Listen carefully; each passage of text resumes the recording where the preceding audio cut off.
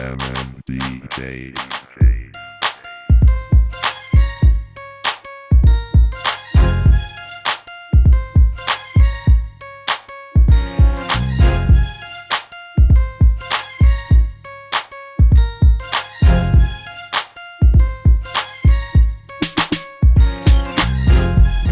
Ayrıldığını seni söyleyen, yöne sana onu düşünmeyen, geldi yanımda sen gelmeyen, şey edip beni yalnız koyan.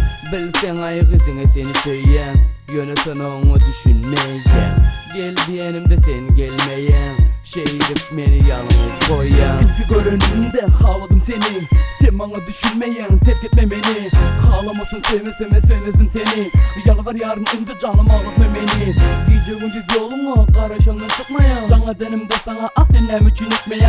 Ağlayanım var olsa kız nem için bana etmeye, nezini çeke sen onu düşünmeye. Bana gözlerim diyer, yürekten beni isteyen, nem için sen çekin yanında gelemeyen da etmeye. Gel ikimiz bile bolalı anladın sen demeyen, sevgimi oyun etme benden başkası değilme. Son önüne ökünürsün sevmez hiç kimin yalan, severmen yüreğimde hakikisin sevgin var.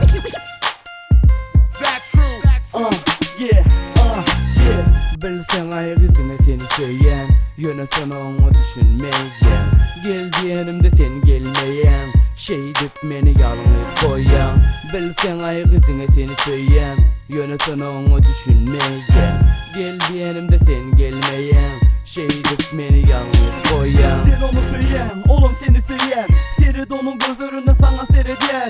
Gönlünü kaçırma, gelir yanına, senden başka söyleyeni yok onun. Elbette sen ona gerek, tövrene seyret, kama kalır diyeler bize G-Unit. Entek aydınlar, yalanır durur, kaçın gelip bu çoğunu dolup durursun sen. Kaçın gelip aydırsın sen amana söyleyenini, dünyada kim zaten ne gören seni. Senin kovutana yaz, kuturduk mektebi, hani gel yanına götür gönlünü. Bilsen ayrıldığını seni söyleyen, yöne sana onu düşünmeyen, geldi yanımda sen gelmeyen, şey edip beni yalnız koyan. Bilsen ayrıldığını seni söyleyen, yöne sana onu düşünmeyen, geldi yanımda sen gelmeyen, şey edip beni yalnız koyan. Gereğim sana asıl meseleye, İçimdeki kemireğini bitirin şükeye.